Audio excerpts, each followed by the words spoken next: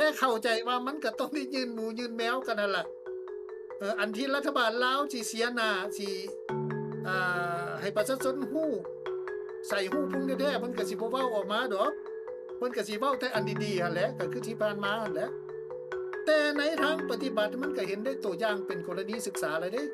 จากทางรถไฟลาวจีนว่าลาวได้หยังลาวเสียหยังบัดนี้ขย้อนว่าทางรถไฟลาวจีนนี่ลาวยังเสียขนาดนี้แล้วบัดเทื่อทางรถไฟลาวเวียดนี่ลาวสิเสียขนาดใดก็ขึ้นเบิ่งบรรดาท่าน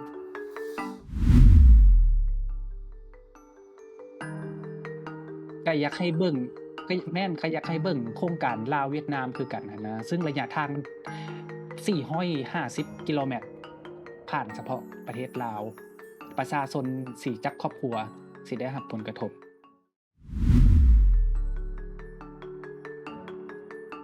สบายดีอ้ายอุ่นแก้วสบายดีเพชรโดสบายดียบ่ได้เจอบรรณารักกันโดนเนาะโดย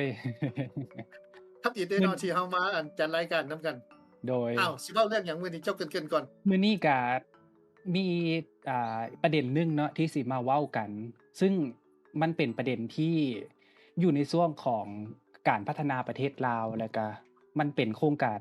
ระเบียงเศรษฐกิจที่รัฐบาลลาวนี่ตั้งใจที่สิเฮ็ดแล้วก็ลงทุนเนาะนั่นก็คือโครงการรถไฟลาวเวียดโครงการเส้นทางรถไฟลาวเวียดนามมูลค่าโครงการตัวนี้ที่รัฐบาลกำหนดไว้ก็คือ6.6ตื้อดอลลาร์สหรัฐเนาะ ถือว่าสูงถือว่ามหาศาลเลยแหละตัวนี้เนาะอืมที่นี่รัฐบาลลาวนี่อ่ากำหนดเฉพาะความยาวเส้นทางรถไฟเฉพาะฝั่งลาวเลยเนาะ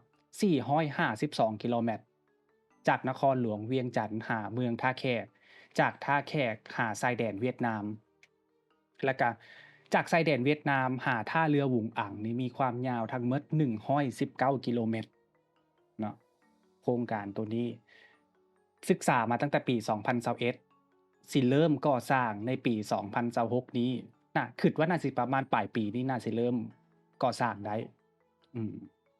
อ้ายอุ่นแก้วเห็นว่าโครงการนี้มันสิมีผลได้ผลเสียแนวใดถ้าเทียบกันกับอ่าโครงการทางรถไฟลาวจีนที่ผ่านมาเนาะตัวนี้น่าสนใจบรรดาท่านเบิ่งแล้วก็มันเป็นมันเป็นซีรีส์มันคือละครซีรีส์เกาหลีเนี่ยนะมันฟังแล้วมันก็ม่วนฟังแล้วมันก็เป็นเรื่องตกอยู่ที่ตอนเช้ามันก็น่าเศร้าใจคือกันคล้ายๆคือซีรีส์เกาหลีนั่นแหละเฮาสิมาเบิ่งอยู่บ่อนใดเพชรบรรดาท่านเอารมณ์กันไปนำเฮาสิมาเบิ่งอยู่บ่อนว่าลาวสิได้หยัง ลาวสิเสียหยังจากโครงการทางรถไฟลาวเวียดเนี่ยในต่อหน้าเนี่ยเขาสิฮู้ได้แนวใดในต่อหน้านี่ก็บ่มีไผฮู้ดอกว่ามันสิเกิดหยังขึ้นเพราะว่ามันยังบ่ได้เกิดขึ้นอันนี้เป็นแผนการแต่ว่าให้เฮาเบิ่งหลังกับเบิ่งปัจจุบันปัจจุบันนี้เฮามีทางรถไฟลาวจีนแม่นบ่มูลค่าเท่าไรประมาณ6ตื้อแม่นบ่อืม แล้วเบิ่งดูว่าก่อนสิเกิดทางรถไฟลาวจีนมันมีความยุ่งยากขนาดใดในการว่าเอาดินเอาดอนของประชาชนในการชดเชยให้ประชาชนเจ้าเคยนำเสนอข่าวตัวนี้เป็นจังไดเจ้าว่าโครงการตัวนี้เท่าที่ผ่านมาเนาะเท่าที่ได้สัมภาษณ์ชาวบ้านเท่าในการลงพื้นที่เนาะอ่าการชดเชยชาวบ้านนี่หลายสิ่งหลายอย่างนี่บ่สมเหตุสมผลเนาะทั้งเรื่องของการยกย้ายเรือนชาน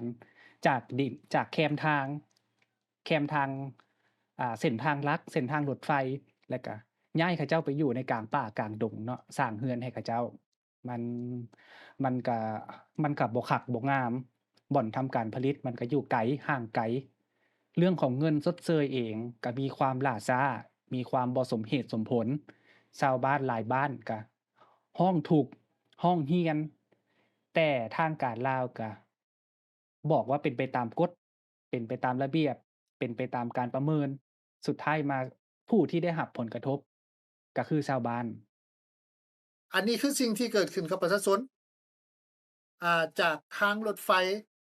ลาวจีนบัดนี้มาเว้าเรื่องทางรถไฟลาวเวียดบัดนี้บรรดาท่านทางรถไฟลาวเวียดนี่เพิ่นมีการประชุมกันแม่นบ่เพชรคันถ้าโดยท่านจื้อได้มีการประชุมกันอยู่ กองประชุมสภาแห่งชาติหั้นเพิ่นมีการอภิปรายกันคันซั่นไปฟังบางช่วงบางตอนก่อนเนาะว่าเพิ่นมีการอภิปรายกันจั่งใดเกี่ยวกับทางรถไฟลาวเวียดนี่ไปฟังเบิ่งกันในการชดเชยผลกระทบต่อประชาชนหรือว่าให้บริษัทชดเชยทั้งหมดอันนี้ก็ได้เว้ากันอยู่บ่ตัวนี้หรือว่าแม่นหน้าที่รัฐส่วนหนึ่งหรือว่าเป็นผู้สัมปทานของการรับสอบทั้งหมดนี่นะขอให้ความกระจ่างแจ้งจักหน่อยอันนี้ก็ความสำคัญได้เพราะว่าคันไปส่วนกระทบห้องทุกข์แล้วมากรัฐบาลมหาสภาไปทุกบอนเลยนะคือโครงการรถไฟลาวจีนฉะนั้นก็ขอมันแจ้งอยู่ที่บทบาทตัวนี้เพื่อบริษัทก็สิไปพอเฮาสิไปเบิ่งแก้นะมันก็คือสิยากคันมันแจ้งแล้วก็ดีอันนี้ขอให้ท่านเฮานายกตอบ เจ้าขอขอบใจท่านประธานสภาแห่งชาติ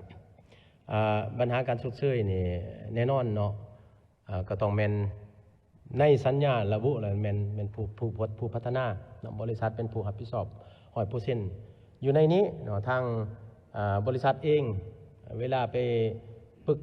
ไปเจรจาเงินกู้เนาะเงินกู้เขาเจ้าจะกำหนดอยู่ในสัญญาเงินกู้ระหว่างบริษัทปิโตรเทรดกับผู้ปล่อยเงินกู้ให้เลยฉะนั้นเงินชดเชยมันจะอยู่ในหันเลยหมายความว่าบริษัทนี่กู้เงินมาแล้วก็แม่นการชดเชยมันร่วมอยู่ในหันเลยฉะนั้นในนี้พวกเฮาจึงจะได้ไปกำหนดละเอียดคือคำเห็น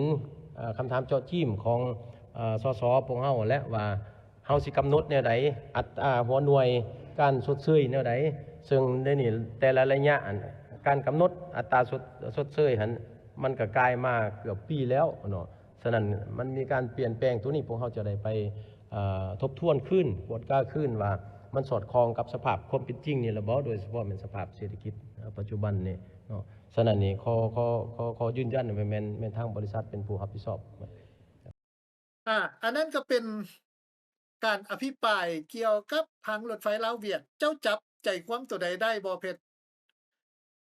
เท่าที่ฟังเนี่ยทางสภาแห่งชาติเขาเจ้าก็มีความกังวลค่อนข้างหนักคือกันเนาะเกี่ยวกับโครงการนี้โดยเฉพาะเรื่องของอย่างที่บอกว่าเรื่องของการสูญเสียที่ดินเรื่องของเงินชดเชยซึ่งมันก็เป็นไปตามคิดว่าทางท่านรัฐมนตรีซึ่งเป็นผู้เซ็นโครงการนี้ก็โยนให้บริษัทผู้ลงทุนเนาะบริษัทผู้รับเหมาก่อสร้างบริษัทผู้ลงทุนนั่นแหละอืมแต่ว่าการการกำหนดราคานี่ก็ยังเป็นรัฐบาลอยู่ขั้นตอนในการกำหนดเนี่ย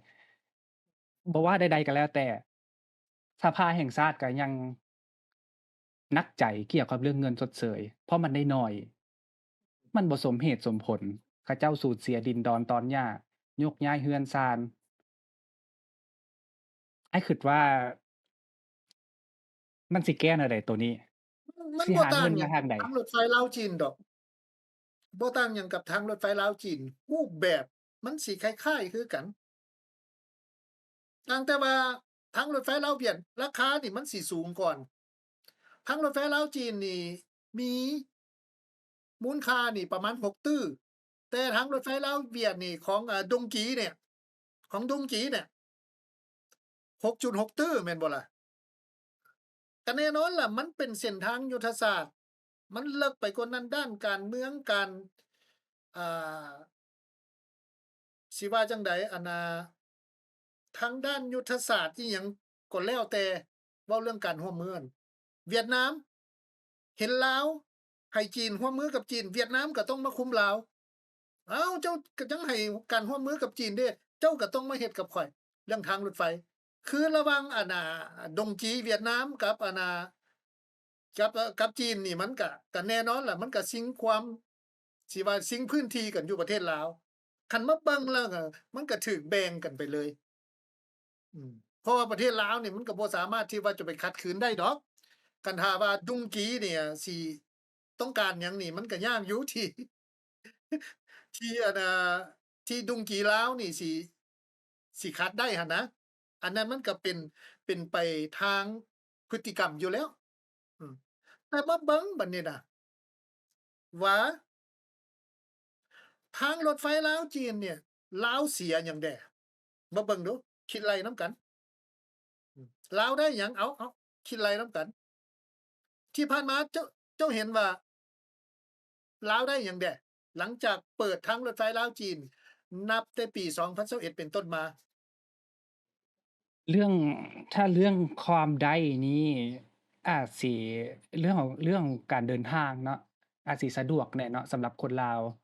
ขึ้นมาอั่นแต่เหนือมาฮอดภาคกลางซี้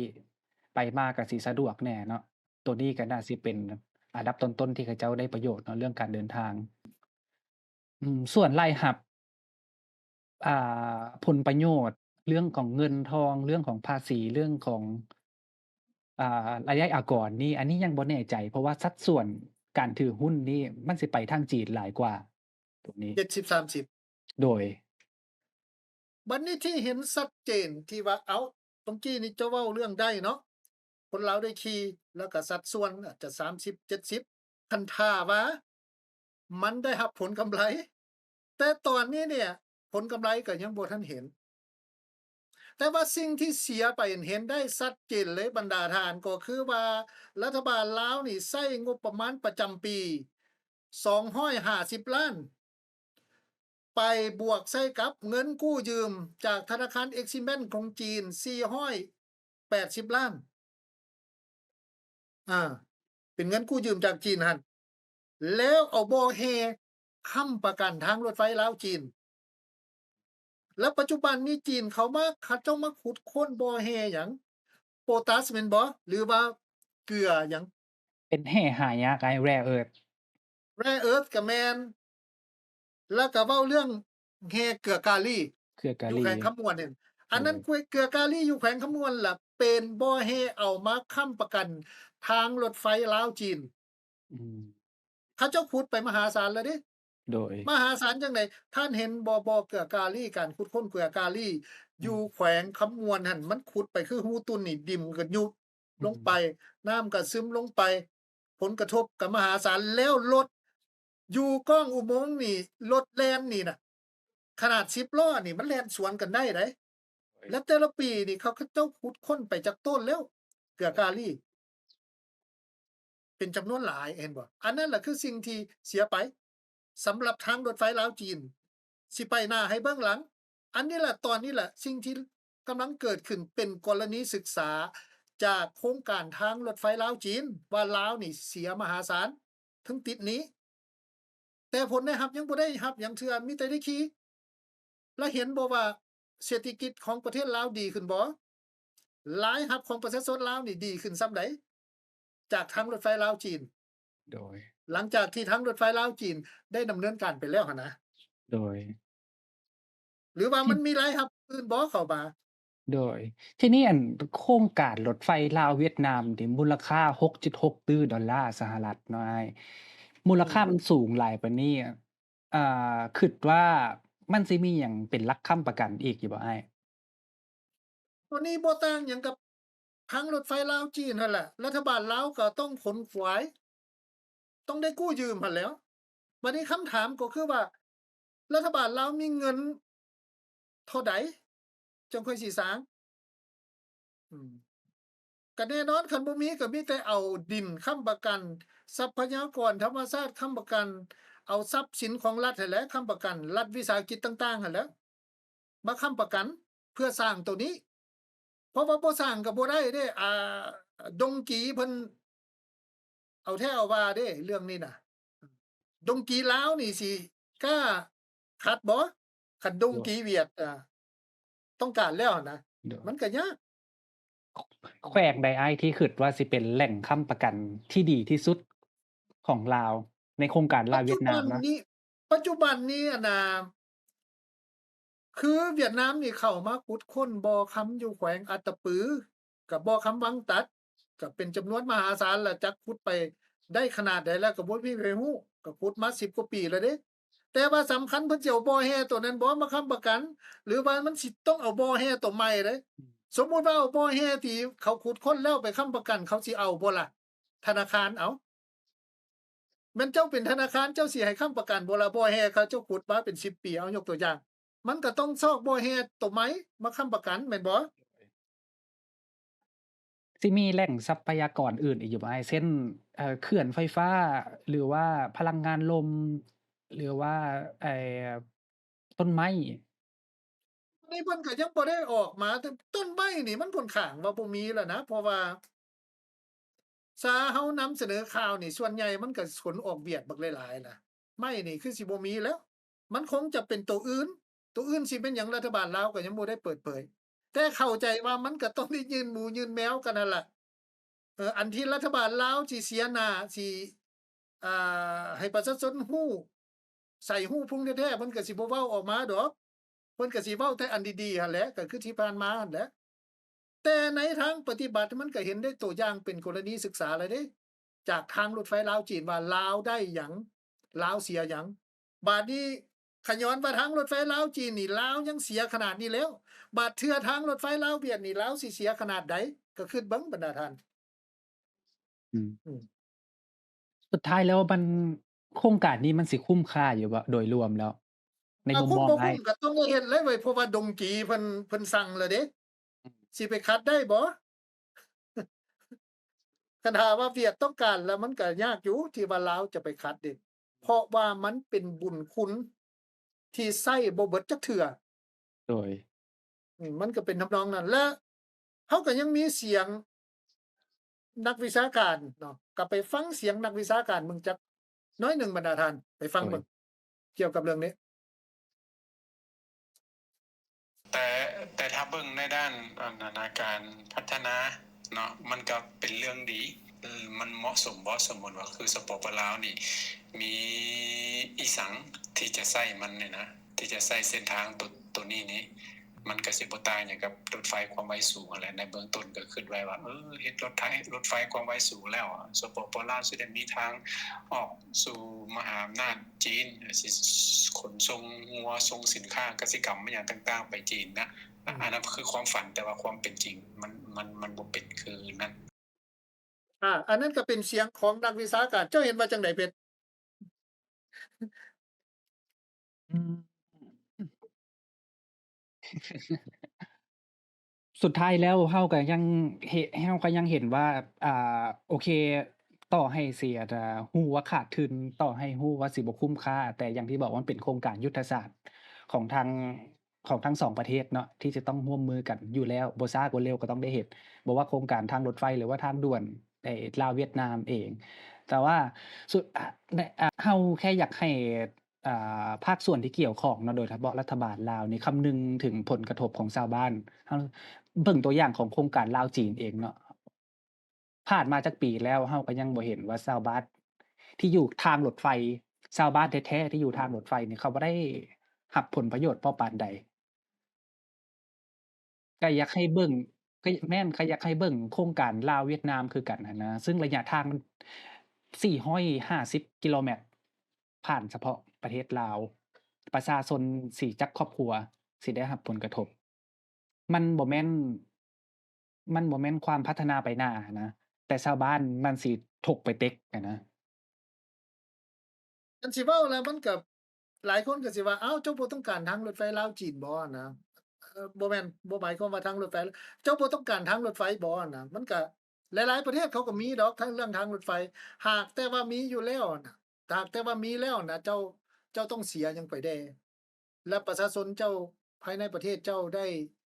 รับ